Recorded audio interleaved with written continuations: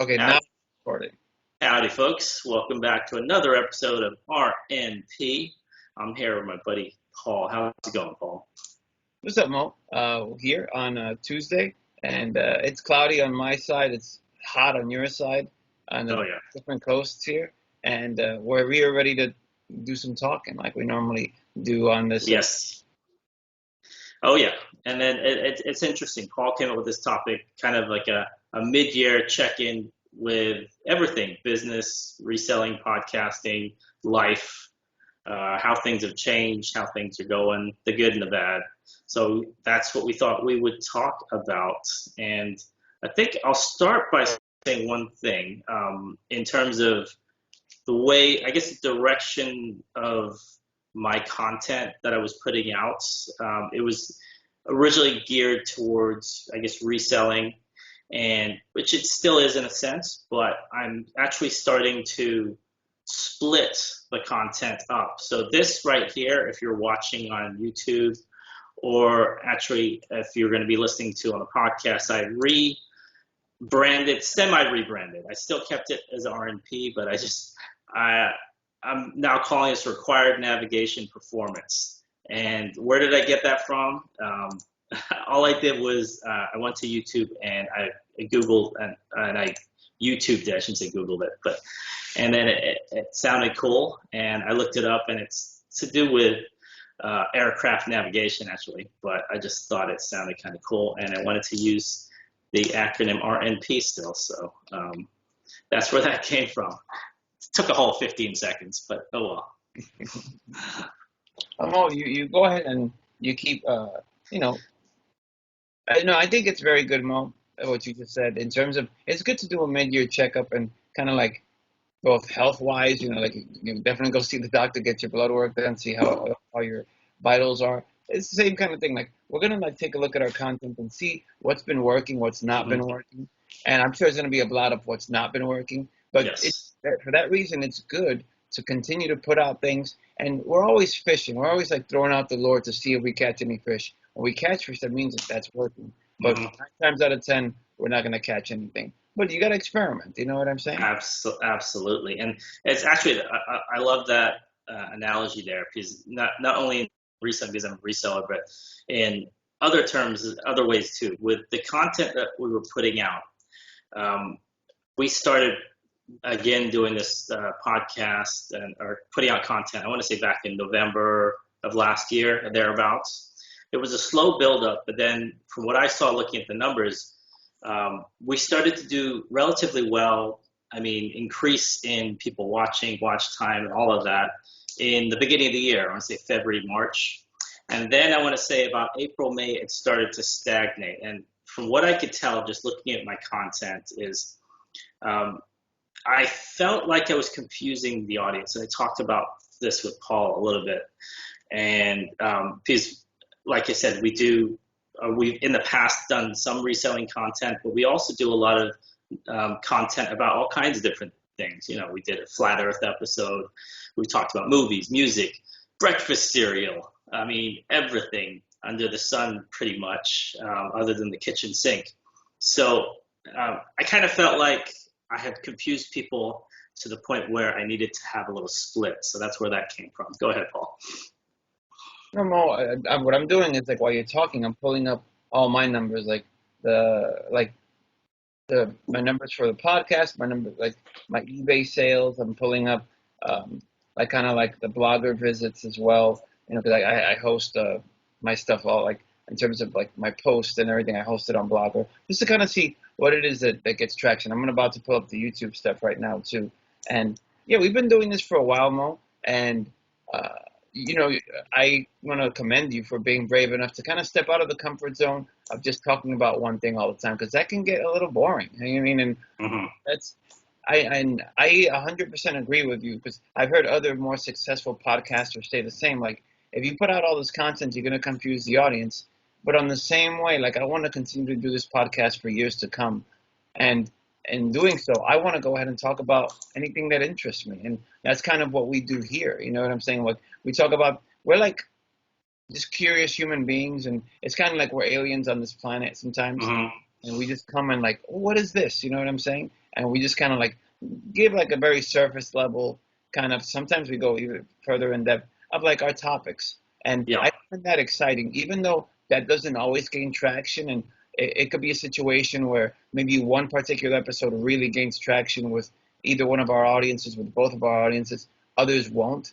But it's exciting to talk about because it's what interests us. And I just feel like that has more legs for longevity than talking about the same thing all the time. Like, I just think if you're talking about the same thing all the time, then you're definitely getting paid for it. Like, I Yeah. think everybody, what is the guy's name? I follow his podcast, but he basically talks about YouTube tips and how to have success on YouTube. I forget his name right now. He has a hat and like a goatee, and he has like 12 kids. But I've been listening to his podcast on and off for years, and I've learned a lot as well. But he gets like that's his business. He gets paid from that, and that's how he makes his living. And he talks about that all the time. But like we kind of do this more as a hobby. Like this Yeah. is super enjoyable, and I enjoy coming on here talking with Mo, and like I said, being kind of like curious, like scientist a little bit in a way. And this is exciting, and just because living on this planet is not a boring thing because there's so many things that we don't understand, and us kind of like digging deeper into those things. I just think it makes us smarter, makes for better conversations, and uh, it makes one appreciate like wow, like we live on a world like where all this cool stuff, crazy stuff, sad stuff, bad stuff, stuff that makes us laugh, where it all exists. You know what I'm saying? So that's kind of the impetus behind why we do this kind of conversation. Absolutely, absolutely. And then while you were talking there, I pulled up I pulled up my podcast numbers to begin with, and then what I noticed, ironically, the peak episode that we had, or the one that seems like it's most popular, because the way I grade them kind of is after 30 days, because they kind of you kind of have a spike at the beginning for the first few weeks, and it kind of levels off. So ironically, a peak one was the one that we did about peak oil. So, and what I noticed after that is we did a couple more episodes, and the way I was structuring my podcast, and that would be the audio only, was I was mixing in what our show and anytime I did interviews with other resellers, specifically talking about reselling.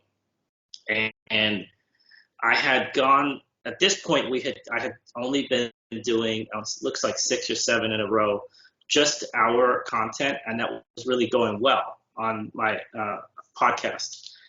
As soon as I mixed in the other stuff, the non, like we did like Stanley Kubrick, Cecil Hotel, Into the Wild, it's going pretty well. It's relatively steady. It dropped because I stopped. I think like now we're talking about, okay, what is this reselling? What is all this eBay stuff about?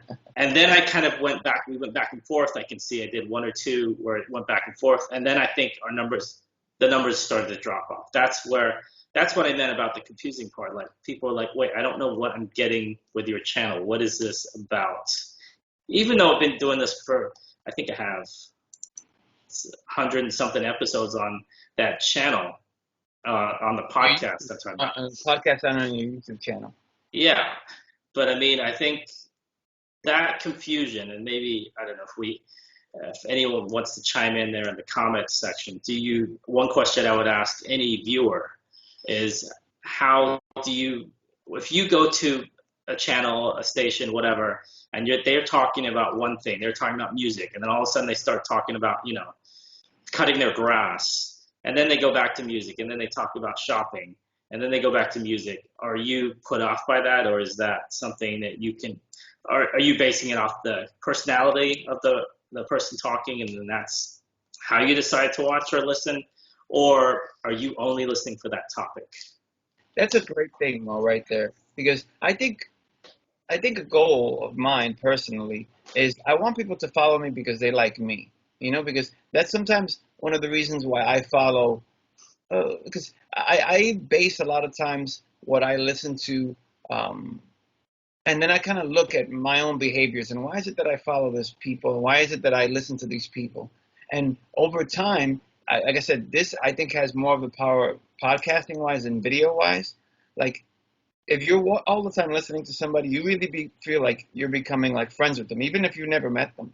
Mm-hmm. And you follow them because you end up liking them. And that's what happens with me. Like a lot of, like recently this year, I've had the good fortune of like a few of the podcast people that I listen to, I've even gotten to interview. Like I'll reach out to them and I'll be like, I would love just to kind of talk to you and kind of get to know them a little bit more personally. And I find that super gratifying, right?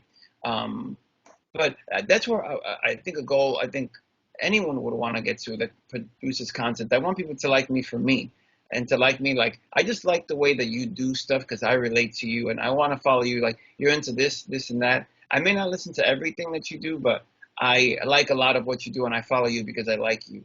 And that's okay. I mean, if people only follow me because I do one particular thing all the time, that's okay too. But I think that that's the winning strategy. Like, follow me Mhm. because you like me and because you like the way I do things and you like my content. You know what I'm saying, Mo? Yeah, no, no, I totally agree with you. It's just, I think with what I did was I kind of niched down my channel. It was called, the reseller niche to begin with. And by doing that, I kind of set the tone. And then I started saying, I'm going to go back and forth and back and forth. What I probably should have done at the beginning is been a little bit more open with what I was, bringing to the table, or at least how I was marketing and advertising it. And then I think that was the only, not a mistake, but like, I just feel like I'm at the point now where maybe we talked about this, how I wasn't going to, I really don't like the idea of doing multiple channels and this and that, and how it's confusing, it's too much work and all this. And I'm kind of going the opposite direction now. Like I'm actually doing that. So uh, it's funny how things kind of go, right? I mean, I mean, if you have more success that way, then by all means, please do it. And like I thought of doing that same thing, but it would just be too expensive. Like in terms of, let's say I have a podcast for each of the things that I consistently cover. I have like five hmm, or six podcasts, and I'll be paying like $100 a month or more to Libsyn just to run these podcasts. It wouldn't be consistent, and yeah, just be like, because I'm a one man show, right? So yeah. that's why I just throw everything on one. I just throw everything on one, and I hope people stay with me. And if they don't, they don't. But like I said, the variety is what keeps me coming back to continue to produce content. You know what I'm saying? But I just wanted to kind of like say some, like just kind of give some of my like numbers on things that have Sure. actually this year of January 2021. But I just want to like say one thing. And I've heard Dave Jackson, who I follow, and I've gotten to speak to because he used to do he Dave Jackson School of Podcasting. He teaches all about podcasting tips. He has a meetup in Ohio that he would do, like a physical meetup. But with the pandemic, they started to do Zoom calls, and I was like, I got to get on this Zoom call because I go to meetups every now and then, and I got to go to a few of these Zoom calls with this person that I've been listening to for years, and just like pick his brain for free. It wasn't even a thing I had to pay, right? So um, what I'm trying to say by saying all of that is that sometimes when people find you, like let's say, they find you, they'll go back and listen to your old stuff. And what I have found when I'm looking at my podcast stats is like my top 10 podcasts, which have like the biggest numbers, are all podcasts that came out before this year of 2020. Mm, Like they're like, um, I've been looking through this, like, please bear with me here. Okay, so my top 10 podcasts that have the highest numbers, like the one that has the most, like the highest downloads, is of a dancer interview. Like, and I'm gonna speak to that in a moment as well. A dancer interview that I did at the end of 2019, and the total number of that was like 1,600 downloads for that one podcast. But like that's like the top podcast that I have in terms of like downloads. And then all the other ones are like mixtapes and movie reviews and yeah, and then conversations with like a photographer and like this. It's a mixture, but those podcasts, not a single one of them was released in 2021. So I think that that's what's happened. Like maybe somebody heard one thing from me, and then it was yeah, I want to go back and like listen to some old stuff, and they went ahead and listened to those old things. But another thing I wanted to say, Mo, like it's a question that I was really thinking about a lot when I knew I was going to be coming to talk to you about this. Is like, who are the people that follow you? Like, what is it like in terms of on social media, right? And for me, the large number of people that follow me are people that know me from dancing. That's the majority of it. Like just dancing socially for years. 'Cause I've been doing that for a long time, uh, and that's like kind of like a dance hall reggae community, right? The second group is coworkers from old jobs, and a lot of those people follow me. And then after that, it's like a sprinkling of kind of everybody else. You know what I'm saying? But the large groups are those two there, right? So if I talk about anything regarding like the dance hall, like in terms of DJs or dancers, I think that's going to get a lot of attention because of my audience, because of the people who follow me. The very few times I've made videos about, like this was a video that I released this year that did really well on Facebook. Like I talked about being furloughed from hotel work, and that really resonated with people that I worked in hotels with for many years. So that is definitely, like I said, I wouldn't want to stay there because I like to talk about different things. But if you are talking like you have a very, like I'm sure a lot of the people that you know on Facebook and on the social medias are like a lot of resellers. Yeah. So, like if you, just a tip from like burgeoning content creators who've been doing this for a few years, like if you speak to that audience of whoever like is the majority of people who follow you, then like you're likely to get a lot of traction. More times than not, not every time. And if you talk about No, something completely different, you may not. But Mo, what were you gonna say there? no. While you were talking, I actually looked up. I did that on because I guess what do I use? I use for the podcast. I use Anchor, so it lets you go in there and take a look at your performance and all that. So I did a all time, and I was like Paul. I was on Libsyn for many years. I want to say 3 years. So this I transitioned to Anchor, I want to say September of last year to 2020, maybe August, September, something like that.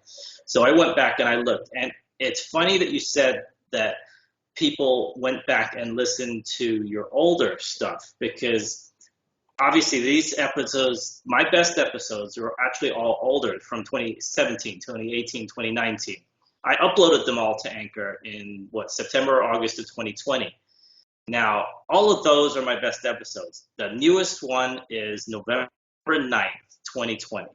And the oldest one is September 4th, 2020. And like I said, these were not recorded in 2020. These were all recorded 2017, 18, 19. And I'm looking at the titles. They're 100% reselling contents. And yeah, 100% reselling content. Nothing was everything. I think the latest episode is episode 71.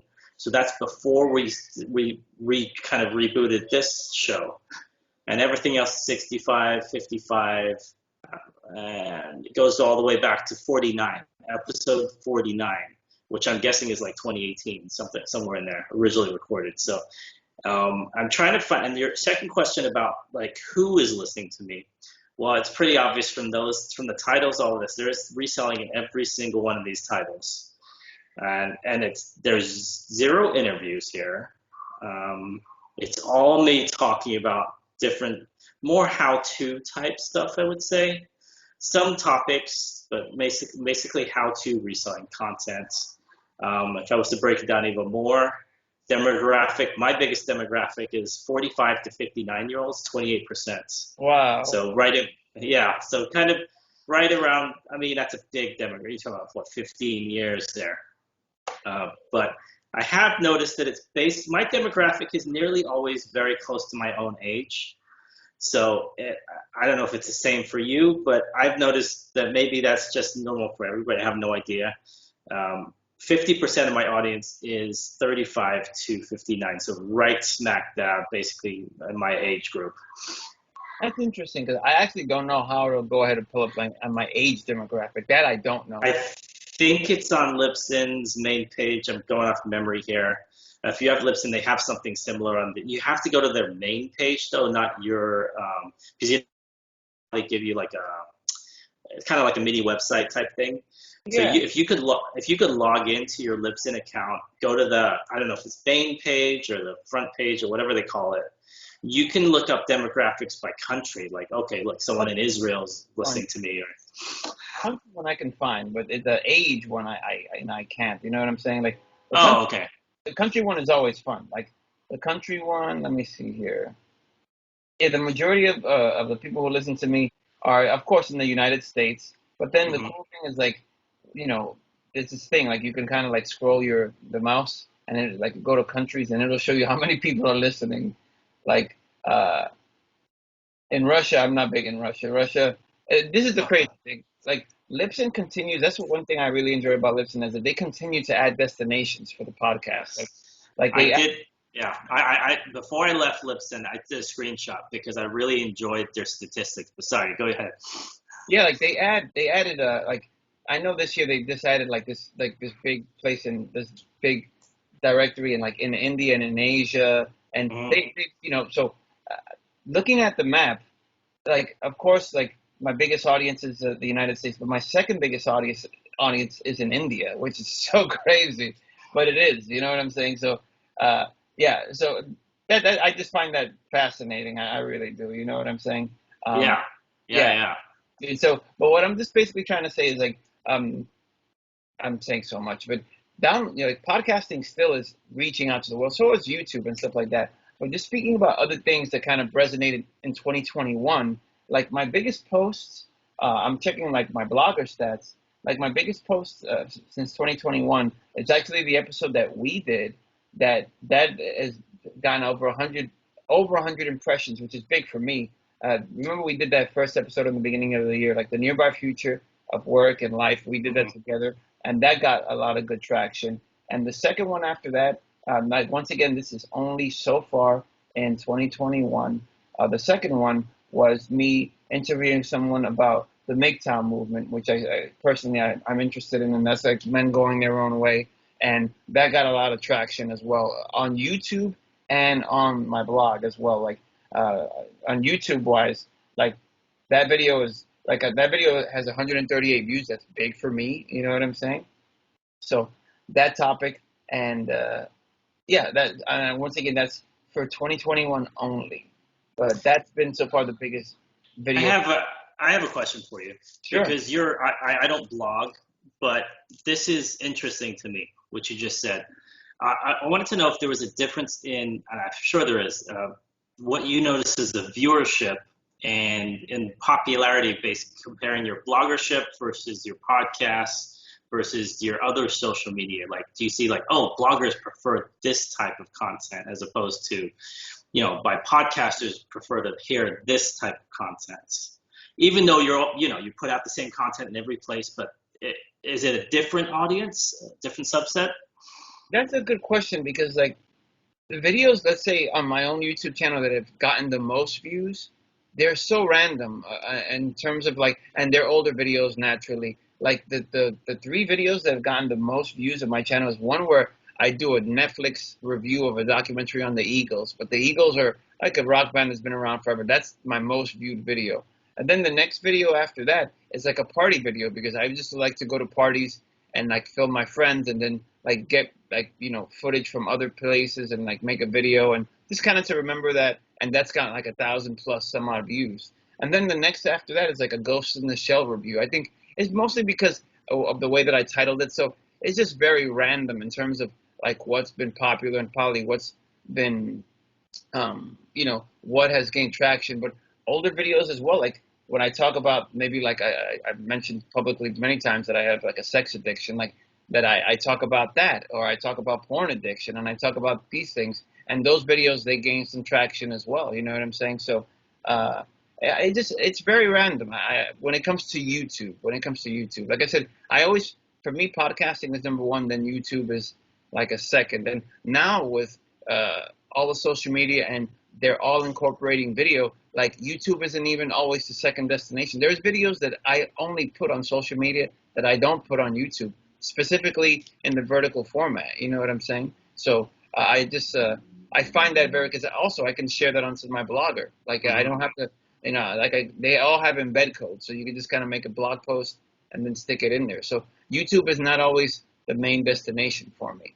My YouTube social is, my social media, podcasting number one, but my social media is always the second, and then comes YouTube as like a distant third. I don't know why. I mean, I'm not knocking YouTube, but I don't know why I put so much. I feel like I put less work and I get more out of non-YouTube, like podcast, or I don't blog, but like if any of the social media, I get more out of more views, more likes, more subscribers, more whatever. I'm just when you were talking, I went to my YouTube and then I looked. I sorted from most popular. It doesn't let me do by date, but ironically, the top 8 videos, and maybe even the top 10, are a combination of the shows that we've done. Like the number one is that I have is Cobra Kai, or a review of Cobra Kai Karate Kid, which is about 7 months ago, it says. And then number 2 is one I did back in the day with Russ. This streamed 3 years ago. And then after that, the next 4 are all our content. Was it American Horror Story, Black Dynamite, The Guest, and one of a breakfast cereal. So this is part of the reason I think I was splitting the content, because what I think I was happy that people watched those, but then we kind of said, this is what we're going to do. And then people come to see that again, and they'll see me talking about what I sold last week. And they're like, wait, hold on. Last week you were talking about Cobra Kai. What happened? And then they're gone forever. So this is it's YouTube. Baffles me. I can't wrap my brain around how it really works. All I can understand a little bit about is that it's a very specific audience, and I'm kind of with you in the sense that it's not my favorite. It's not my go-to. It's the second or the third or the fourth behind podcasting. Podcasting to me, I think they're a little bit more apt to listen to you just based on you. Like I saw a drop when I mixed in the content, but it wasn't dramatic. YouTube, it's like, I'm not coming back to you ever again. That's it. It's done. And I can't understand it. You're saying that, Mo? Like, tell me, say publicly, like what you were telling me, like about like YouTube Live, because you were doing a ton of lives. Like you were doing all the time. Talk about that, definitely. Okay, so YouTube, and I stole this idea from, there's some big YouTube out there, like YouTubers in the reselling community, like Craigslist Hunter, that type of thing. And I heard an interview with him, and he said always ask him, because his channel is doing really well, how do you do this, and what would you do if you started over? That was the question. If you had started over today, what would you do? And he said the number one, I think he said one of the things he would do is separate lives from the non-lives. Not that he does many lives, but he said if I was to do that, because he said, and I heard other people say similar too, that basically when you have a live, you get more viewership immediately, because obviously you're live, people can interact with you and whatnot. But the second it's gone, YouTube doesn't have a way of marketing that, and they don't really have a way. Obviously they store it, but they're not going to push it for you. As opposed to, let's say you recorded a video, a dance hall video in the park on Sunday, and you put it out on Wednesday. You can control, okay, Wednesday at 7 p.m., I'm going to put this out, and you could premiere it if you wanted to. And YouTube understands that, and they know how to market that. Like, okay, Paul's putting out this video 7 p.m. on a Wednesday. We can push that now. And they kind of market it more, even after it's done. Say it's a 2-minute video. They'll keep pushing that if it seems like it's something that people want. If that was a live and you came on live at 7 p.m., as soon as you're done, boom, done. Wow. So that's what I've heard. I'm no expert. Please don't take this as, the gospel. I just think that that's kind of how they want to push everything. YouTube, obviously, they want to make, it's all about advertising dollars, right? But the way I see it is, okay, these guys are not live anymore. It's not as interesting. People want to see them live. But let's just say Paul's dance hall video that is pre-recorded, and people understand that it's pre-recorded. Like it's 7 o'clock at night. He shot this in the daytime. Obviously, it's not light. They understand this. They're more apt to come and watch it a week from now, a month from now, a year from now, as opposed to a live. Like, I don't want to watch that. They're not live anymore, right? You ever remember that old thing, like we're on the TV shows recorded in front of a live studio audience? I always thought, and it always cracked me up. I'm like, Happy Days recorded in front of a live studio audience. I mean, really? I mean, they literally, I think I don't know how that worked, but that always cracked me up. You said a lot of interesting things there, Mo. 'Cause it just kind of makes me think. Um, in terms of content and producing content, I find that if I want to make longer form content, definitely I find YouTube is better for that. If I want to make, excuse me, if I want to make shorter content, which is what I make most of the time now, because it's easier to put out and easier to put together, that's all on social. Because Hmm. social is I'm going to consume it quick and I'm going to keep scrolling. Um, Yeah. if it's something that I think is worthwhile, like it's a good message, then I'll put that on social. But on social, I do not get like let's say if I make a 3 or 4 or 5 minute video or more, like a lot of times that's going to go on YouTube. Sometimes I'll throw it on IGTV. Like I said, it depends on the content, right? But just speaking to what you were saying before, Mo, like you notice like a drop on YouTube because people we were talking about a bunch of different things. Just wanted to speak to that too. That people they are very habitual creatures. They like to hang out where they like to hang out. If we have a friend that's always on Instagram, then they consume all their content on Instagram. The only bad thing about like social media and scrolling is like I said, longer form content is tough because they'll forget it instantly. It's just very like let me Hmm. see it real quick, let me get a laugh, let me smile, let me do whatever, and then keep going, and then they will never like engage that like again kind of thing. But that's the good thing with YouTube is where it has that discovery where you can watch a video from 3 4 years ago, a random video, and then kind of get something out of it, and it could be a little bit longer form. What I have found is I used to throw podcasts on there, just like the audio with a blank kind of like picture for YouTube, and other people do that, and I've heard some videos and things like that way as well, but I don't like do that regularly. So I used to throw my podcast up like that, but I don't. I still feel like I don't anymore because I just still feel like podcasting is the way I'm getting my biggest audience. But I just wanted to bring it around to what you said in the beginning, and I'm sure this goes for me too. Like you're right. Like the people that I follow on either YouTube or podcasting, they talk about one thing all the time, and I enjoy them for that thing. If they go ahead and talk about something else, I'll be interested in it because I want to get to know the person more. But 9 times out of 10, I'm consuming content that I know that they put out. Like I follow a lot of video game podcasts because they do video game stuff. I follow Grace Randolph on YouTube, who I enjoy, but she only talks about movie stuff and movie news, and like that's what I know her for. If she talked about doing something else or doing this or doing that, I may not follow it. So, Hmm. you know, you're right in terms of what you said. But like I said, I just go back to what I feel in the sense that like I just can't do that all the time because I will stop. I'll be like, I don't want to do this anymore. Well, I think with your branding and the way you structured it from the beginning, your audience understands that you can go in multiple directions. It's circular content, if that makes any sense. If you can go here this today and then go there and then maybe go back there. So I think the way you branded it is more conducive to that.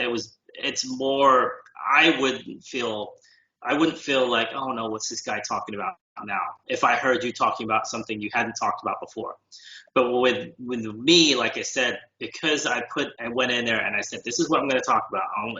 This is my title. This is my screen name. This is the content up until now.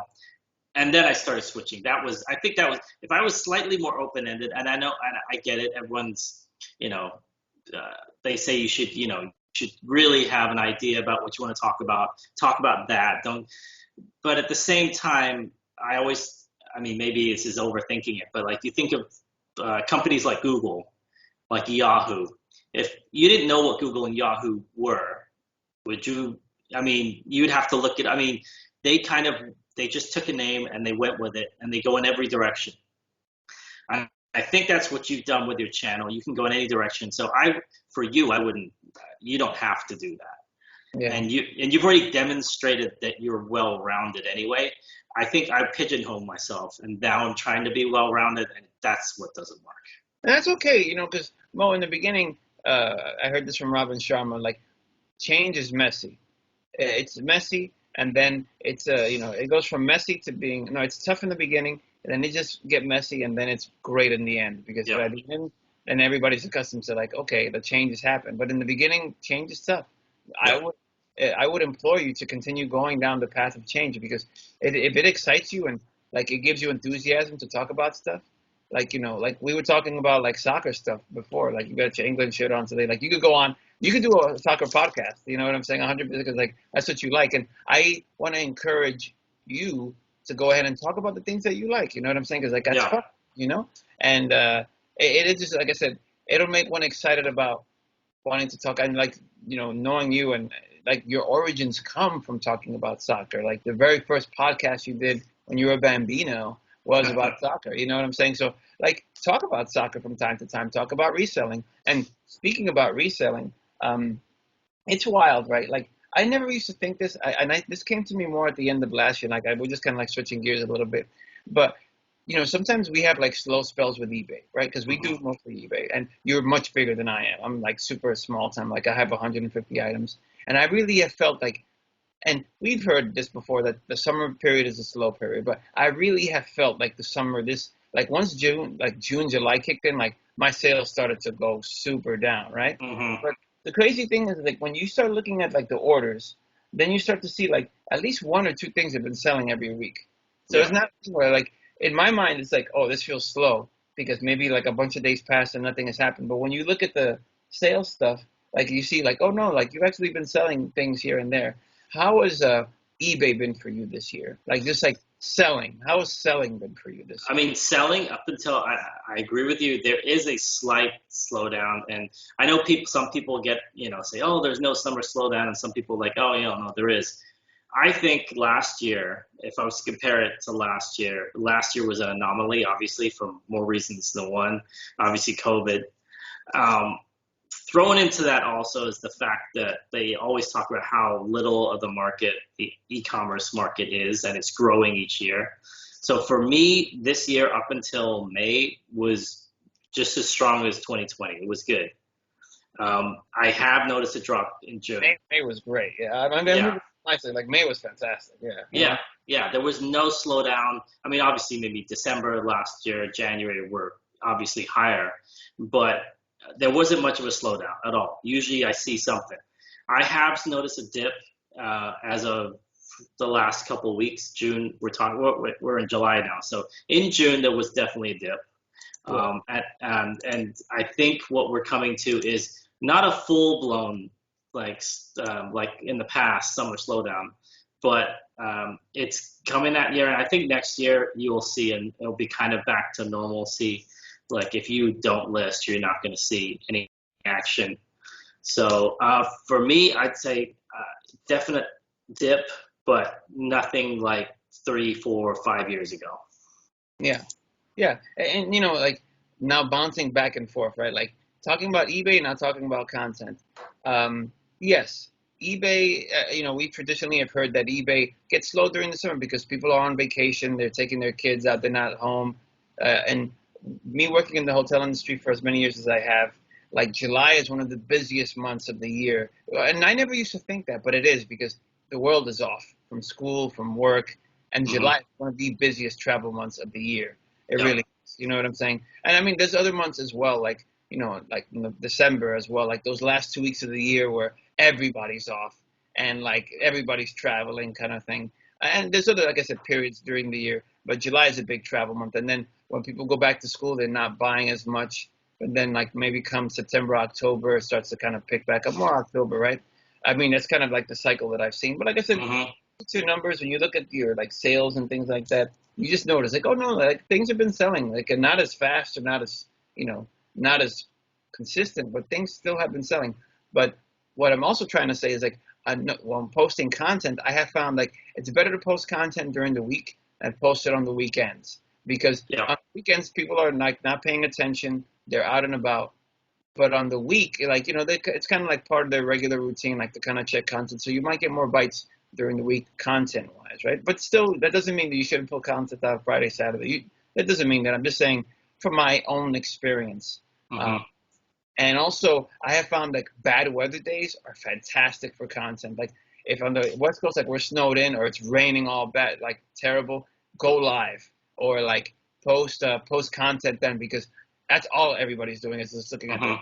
you know what I'm saying? So maybe wintertime is a great time to post a lot of content, or like I said, bad weather days as well, definitely. No, I think you're 100% correct because I actually heard people talking about YouTube talking about how there's this like I know we're going back and forth there, but similar to reselling, how there's a slowdown because of exactly what you said.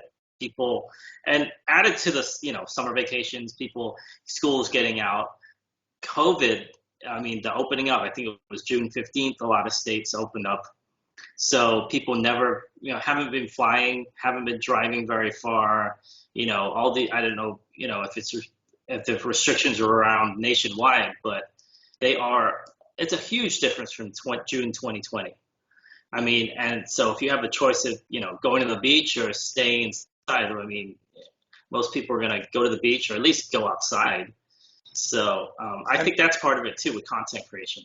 Yeah, like kind of paying attention when like to release content when not, but still that shouldn't restrict you from releasing content. But in saying everything that you said, more people are still listening to podcasts Mhm. because they can take it with them wherever they go.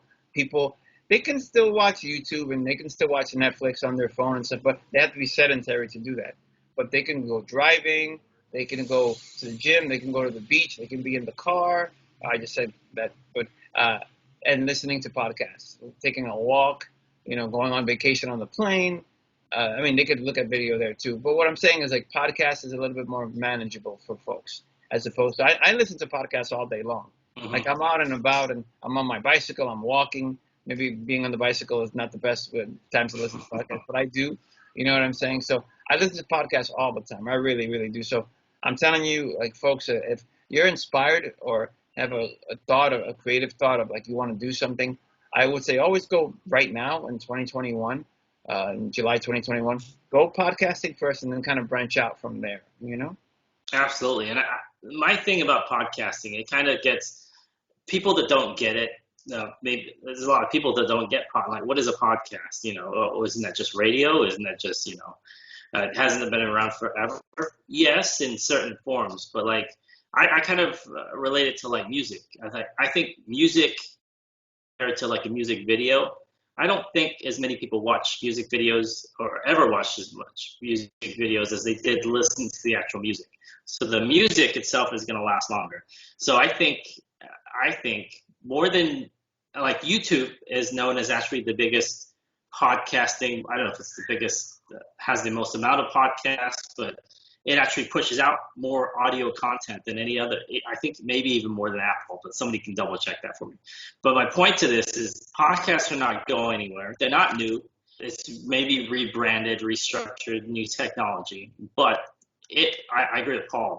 Everyone is going to eventually be listening to these things in whatever shape or form it is, if it's short form, long form, whatever. And it's not radio, podcasts, audio recordings are not going anywhere. I mean, if anything, they're going to increase in the amount of people listening to them. It's funny you're saying that makes me think, man, I'm getting a little FOMO. Maybe I should be putting my podcast on YouTube. But like I said, those videos they do nothing. They really it's very seldom when like videos on YouTube like that just have audio for me, like really like kind of get a little. Oh, same here, same here. I remember when I was always nervous about being on camera. It's still an awkward thing for me, but I would start by, we would only do audio and we put it on YouTube, and we got next to no traction. Still to this day, those, I guess I don't know if you call them videos or podcasts because there's no actual video. Um, they just didn't like the first, actually, I think it's the first interview I did with you back in 2017, 2018. I think we recorded it, but we didn't put out any video. I think I was still at the point where I'm like, no, I don't want to be on camera. And that compared to ones where there is camera for YouTube, yeah, it doesn't translate unless you have like I don't know, Joe Rogan or one of those guys. But even Joe Rogan puts out video. Uh, Yeah, but and I would also say like for me like what I've seen like the way I consume content like uh in terms of watching an hour long like listening to an hour-long podcast, yeah, I like to see the people. And I 9 times out of 10, I won't even stay the whole hour. But I like to see the people. I like to see them throw up some graphics and stuff like that. And I'm talking all this mess about like audio only. But when I go into YouTube and I look at like my top performing videos, like in the top 10 videos, like I have like biting, I'm kicking myself. Like I have like a few videos where it's just like the picture that have performed really well, old videos that have performed really well that are just like a picture and audio because of the topic. Mm-hmm. You know what I mean? So maybe I have to like in this whole conversation, I should revisit that in terms of throwing up more podcast audio on YouTube because like some of it is actually done very well for me. Like looking at it right now, like book takeaways have done really well for me. And like I said, they're just a picture with audio. So Yeah. No, I think maybe the takeaway that I'm getting from all of this is that maybe it's just in 5, 10 years ago where you could just put up content period and then it would stick. You kind of have to say, okay, wait, this worked. Oh, wait, this didn't work, even though, and you kind of just have to keep doing that. Like, oh, like 110%, dude. Like, I'm even gonna bump that up. 200% agree. With content, I'm so sorry I cut you off. no, go ahead. No, you are 100% correct. Like with what we're doing with content, people have talked about don't do a shotgun approach. We're gonna go back. We're repeating ourselves now. Like just put out this one kind of content. But I take a shotgun approach because I put out a lot of different content, and then I want to see what sticks. And a lot of times, not a lot of it's gonna stick, Yeah. but sometimes it will. And then that kind of gives you that like kind of like canary in the coal mine of like, okay, this is like a direction I can go, or I can press this button a little bit more and see what happens. But the funny thing is, like when I've done that, then like the follow-ups never do that well, you know? Yeah. But Yeah. still, Yeah. it's the whole thing of like throw up content and like see what works. Because the truth is like it's fun to put up content, especially when it's something that you're excited about, even if nobody listens to it. Like I love playing video games and I put up video game videos and that content does nothing. But I like it because I kind of like I'm tuning my own horn because I like the way that I put it together. And like I'm learning how to use Final Cut Pro. And you're learning how to use all these different programs. And I think I'm just becoming a better content creator. You know what I'm saying? And that's fun for me. And I But think, yeah, go I'm ahead. sorry. No, no, no. No. I don't want to cut you off, but I think all of this that you're talking about here, all these ins and outs, all these, not failures, but all mini setbacks, that's what's making your content better. That's what's making you say, because we always say, people always ask, okay, what do I record? What do I do? How do I, the answers to all of these questions come with the trial and error, which is what you're talking about right there. Like you said, you're learning how, Final Cut Pro, you're doing short form, long form. I mean, while you were talking there, I was thinking about, okay, well, what is YouTube is baffling. I mean, I don't understand it at all, how to be successful on YouTube. If someone knows how to do that, you should be a billionaire right now because it's the toughest thing. I think it's tougher than reselling. It's tougher than pretty much everything I've done. So, for example, like you said, you were earlier talking about long form. Like you should maybe, is this better or not better? YouTube is copying TikTok. TikTok is what? These little snippets, almost 1 minute, 2 minute snippets, and it goes on to the next one. It's kind of bombarding you. So YouTube has YouTube Shorts now. And as of, I think it was like the end of last year, those came out, right? These 30, so like, I think they're up to 60 seconds. Now, supposedly that's been saturated because everybody's doing them now. So now before when 6 months ago, you could get onto what they call the YouTube Shorts shelf. I think that's what they call it. Now it's hard to do that. I've tried and I put out maybe 10 shorts. The only short that ever made it to the short shelf was the one I did of a snippet of an intro for our show, Reselling in the Year 2000. And all it is me and you not even talking. It's a picture of us. And I have this stupid little, I don't know what song it is I stole from TikTok. And it has I think it's a song in the year 2000, something, I forget it, I don't even know who that's by. But it's an 80s song. And that's it. It's like 8 seconds long. That made it to the shelf. I don't know why. It's nothing. We're not even talking. It's just a picture. So, anyways, my point to all this is, like you said about throwing spaghetti at the wall until it sticks. That's kind of how you have to do, especially with YouTube. I don't get it at all. I still don't get it. That's why it's always going to be second or third choice for me, because maybe it's just too big to kind of monopolize the time on. Like, they'll give you a little bit, but maybe places like your podcast or your vlog or your blog, they're not so big, they're not so competitive to where everyone's, taking all the juice out of it. So you have a little bit more time there. You get a little bit more time to grow there. Excuse me. So, I mean, with YouTube, I mean, we always go back to it. They're kind of like the beast, the elephant, the one that you have to use, the best marketing tool, the most known, but at the same time, the hardest to understand and the hardest to use, at least for me. Yeah, Yeah. it's tough. Gary Vee, he always talks about like failing and like that you have to like the suck and stuff like that. And that's kind of what you have. I think it's good. I think if you're gonna do content creation or just put out content, you have to like getting no response for a period of time. You just have to like. No, that's wrong. You have to like putting out content. You have to like the process of getting things together and putting it out.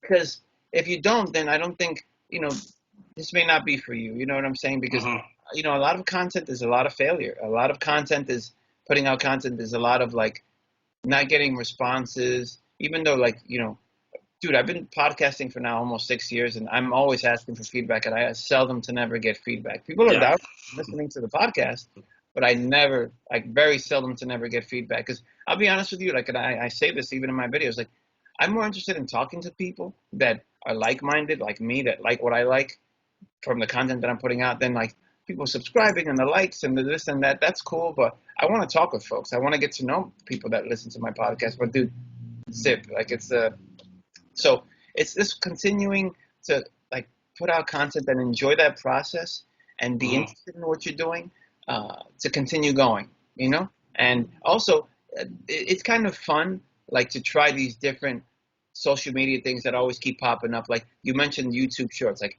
then IG has IG Reels, and then TikTok is wild because TikTok, like TikTok, it makes me laugh and I enjoy TikTok. I could spend 2 hours on TikTok, and TikTok is just a collection of like little videos. And the times that I've thrown videos there, like they've done well for me, like in terms of like 3-digit like figures of views. But the thing is, like the way TikTok works, it's just like it's feeding the viewer, me, right? Like just content after content. I mean, like I said, you don't remember half of it, but sometimes you do.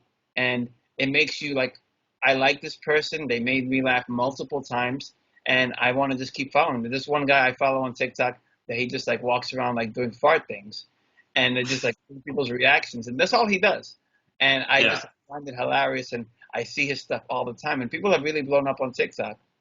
So I say just like enjoy what you do, keep putting it out, and enjoy like putting the whole thing together. You know what I'm saying? Because like I said, 9 times out of 10, it's not going to be any responses. But from our conversation today, Mo, I think I'm going to revisit. Even I said it, it's a no, but I'm going to revisit putting up more podcast content, even if it's with a picture or not. Because like I said, some of that stuff has done really well for me. You know what I'm saying? Which in the past I was like, nah, but now it's kind of like, maybe I should take a look at it again. And I'm sorry, Mo. No, go ahead. Yeah, finish your thought. And also, I'm gonna do that. And there's something else you said that got me thinking. But and like I said, the main thing is just enjoying making content, even if it gets no traction. But just enjoying that process and enjoying the content itself. And the biggest thing, like I said, for me all the time is pay attention to how you consume content, because the way you consume it, a lot of other people are. And that could be your guiding light in terms of how you want to put out content. You know what I'm saying? Like, what is it that you consume that you enjoy, and how is it that you consume it? And what is it that you spend time doing, consuming that? And then like kind of model yourself around that. Absolutely. And it's funny with YouTube that, as you were talking about, I was in a couple of chats. I was looking up, just how to push your channel and this and that. And I was on, who was it? I think it was D. Nimmons. He's Nick Nimmons' little brother, I think. Oh yeah, yeah, yeah. He's like a big YouTube creator guy. Yeah. Yeah, yeah. So then he was reviewing. Somebody said, "Oh, can you review my channel?" Blah blah blah. And then no, it was a girlfriend. She was putting up her boyfriend's channel, and he said, "Okay, let me take a look." And then he said, "Okay, he had these comments on their thumbnails, this and that." But then he asked the question. He said, "So how long has he been doing this?" "Oh, 3 years." "Okay. So does he enjoy it?" And her response was, "He feels like it's a job." And then his response is, "He should quit." And he said, and he didn't say it in a mean way, and I'm paraphrasing. He didn't use those words, but he basically said you should quit because this is more than a marathon. The way he described it is like you're going to put up like exactly what you said, content after content after content, and one out of every 10, 20, 30, 100, who knows, will stick. And unless you enjoy doing all of that thing, and we always go back to Gary Vee, but he's right about that. If you didn't enjoy the first one, if you don't enjoy the 50th piece or the 100th piece or any of them between, then you've wasted your time because this should be the fun part right here. Making it, creating it, doing it, editing it, putting it up. And then it's great if it does well. But unfortunately, there's so many people doing this. Realistically, even Mr. Beast, supposedly they talk about him having multiple guys doing thumbnails, constantly ripping things down, redoing things. He has a channel just for shorts now. All this constantly tweaking. So unless you enjoy that, and I'm assuming he does on some level, I hope he does, then that's a tough. I mean, if you don't enjoy it, what are you doing, man? You know, I'm sure there's plenty of other things you could be doing. 100%, 100%. And once again, Mo and I are not people that are always putting out content. Like this is a small portion of our day because, you know, make this, even if let's say you wanted to put out content, make it a few hours of the day, but then that's it. Like go out, spend time with friends, go out, do other stuff, do things you enjoy, watch TV, play video games. Like just make this a habit of like a few hours a day. And you know, you put your stuff out, or maybe even if when you're bored, you could jump on and do this kind of thing. You know what I'm saying? But you do have to like doing this. If you, you know, and for me, like I'm very like a much and I think Mo kind of maybe we're kindred spirits in that way. We like kind of like creative, kind of a little bit of an artistic vibe to us. You know what I'm saying? So we enjoy this. You know what I mean? And I mean, we also do it because we want to maybe gain some kind of notoriety. And you know, the reason why we continue to show up is because we like it. You know what I'm saying? And like I said, we don't spend our whole day doing it either. Don't spend the Not whole. at all. I mean, unless you like absolutely love it. You know, each to each his own. But this is a portion of the day. But then the rest of the day is to go do other fun stuff. Absolutely, absolutely. Because I mean, like I said, if this isn't fun, then there's plenty of other fun things you can do. And we are pushing up against that hour. So what I wanted to do, I guess, final thoughts. I guess kind of recapping the year so far in terms of maybe something. I mean, we talked about this already. Something you would want to do in the next 6 months, and something that you want to maybe tweak in the next 6 months, or something like that. What would you say that maybe something we haven't talked about that you're looking to maybe take on in the next, by this time in December? You know, Mo, like something I started to do maybe like a couple of months ago, like even with our podcast and podcasts that I started to do is I started to edit more.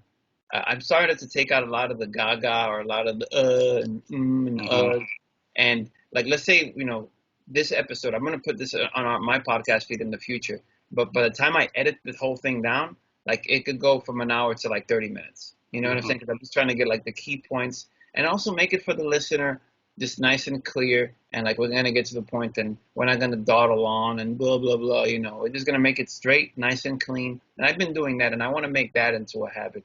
And like I said earlier, like you know, I may once again revisit going back. You know, this is a huge thing actually. This is like a thing I have not talked about at all. Speaking about old content, I have not been, and especially with us doing these, I want to make a point maybe by the end of December to start repurposing old content because I have 6 years worth of stuff and I'm always just putting out new stuff. So there's gems back there that I can Mm-hmm. go ahead and repackage that people, new people, or just people, because I haven't put it on a particular platform, they just have not consumed it. So repurposing old content and more editing.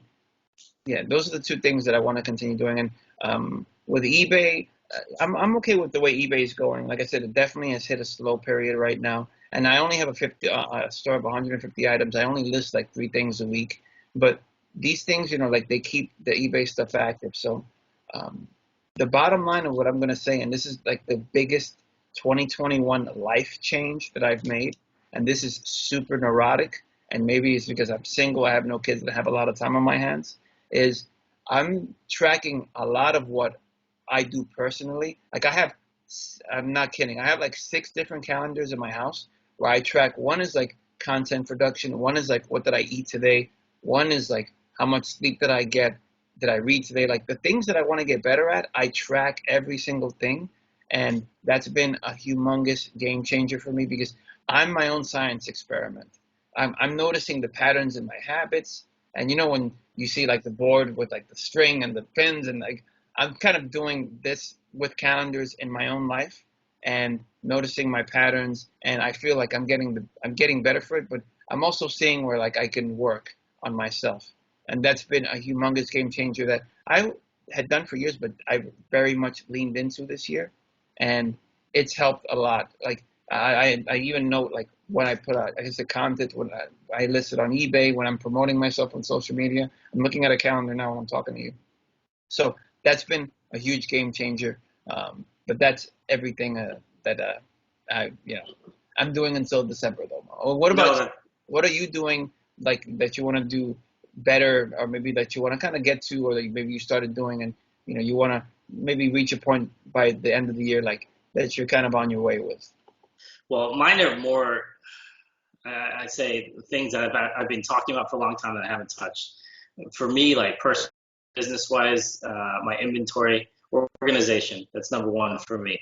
I need to get more organized, less messy, more streamlined, and I need to put a system in place. I've started to already, like just cleaning out my garage, getting to the point where it's workable space, because I have a lot of space that's not workable. It's just a mess, and it's just it's like cluttered headspace. You walk in, you sit down at your desk, and it's completely covered with crap. Then you can't use it, right? I mean, it's unusable space. So for me, number one has to be organization, and I've started to do that already. I've actually cleaned off the countertop in my garage, and I'm organizing inventory. Those two things right there. So for me, that's got to be number one. I guess content-wise, I'm trying to streamline that a little bit, like we talked about a little bit. For example, I mentioned at the beginning of this episode, I repurposed. I'm gonna not repurpose. I'm separating reselling content from everything else. So on YouTube and on the podcast, this is going to be coming out with. It's going to be called Required Navigation Performance. Like I said, don't ask me why I picked that. I just kind of did. But I need to organize and spend less time, because before I think I was kind of getting in my head a little bit. I'd spend a lot of time trying to fix things before whatever the task was, if that makes any sense. So if this area is clean, if my headspace is clean, if I know what I'm doing, if I have a timetable, I'm going to do from 10 to 11, I'm doing this, from 11 to 12, I'm doing this. So putting into place that right there, and I love your idea about the different calendars. I don't think that's neurotic at all. I think that's organized, to be honest.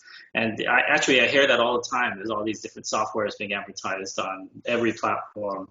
Organize this, organize your coworkers, organize your projects, whatever.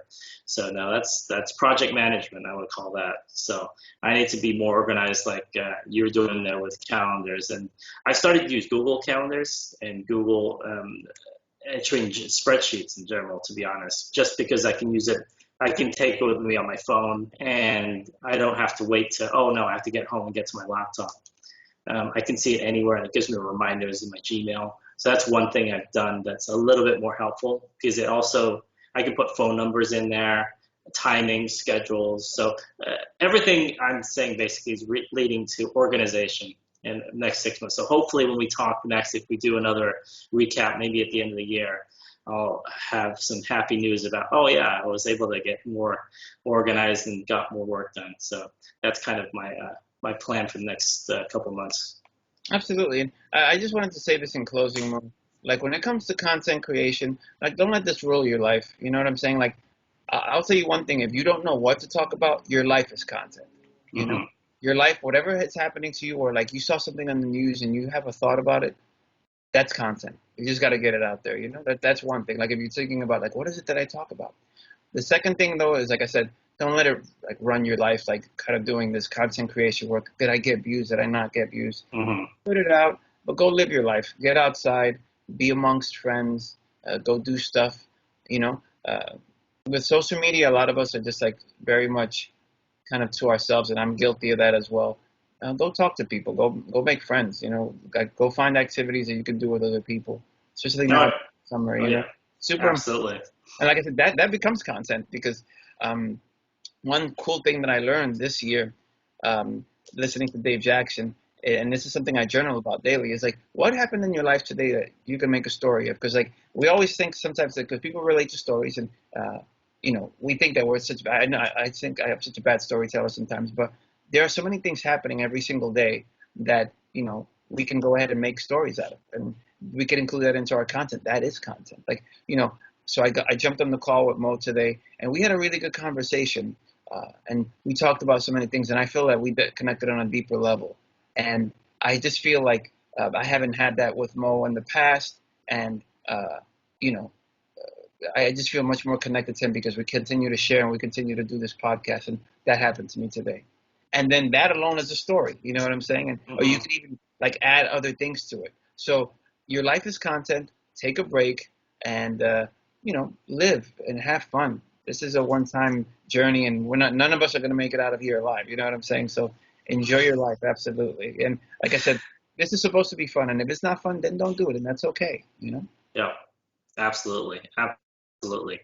So, in closing, I know we've talked about our content a lot, excuse me, but Paul, let everybody know where they can find you. And I know you're going to be putting this on your platforms too, but where can everybody find you? Well, my name is Paul V. Perez. The name of my podcast is the Improve and Have Fun podcast. You can find that at improveandhavefun.com. The latest episode is I did a quick out of the theater review of Black Widow. My friends and I, we went to go see it, and as soon as we came out of this Times Square movie theater, we went ahead and just discussed it. And that's a quick podcast, but that's the latest episode right now. And thank you so much for tuning in and watching us, definitely. If you have any thoughts or comments, of course, please do so below. We love to engage with the viewers and the listeners. Absolutely, definitely. And for me, I guess you can find, if you're listening to this on the podcast, this actually may be a transitional podcast. And what I mean by that is I will put this, I have a podcast right now called Reseller Niche Podcast. This may be the last, because it's semi-reselling content on this episode, I will put this on there. But then after that, it's going to be on my new channel called Required Navigation Performance, which is currently on YouTube, not quite on Apple yet. I'm waiting for that to all. Basically, I've applied for all that, so that should be out in the next week or so. But until the next one, and one side note, I'm so envious. I haven't been to the movie theater in 18 months, more than that now. So I'm desperate to get out to the movie theater. Just haven't, with the kids and all, I haven't been able to do that. But we used to go once. I had one of those movie passes. We used to go once every like week and a half, I want to say. Oh, So I'm gonna leave. I'm gonna leave it there because I can go on forever about that. But thank you, everybody out there listening, watching, wherever you're consuming this content, as people like to say. For myself and Paul, have a good one. See you guys. Peace.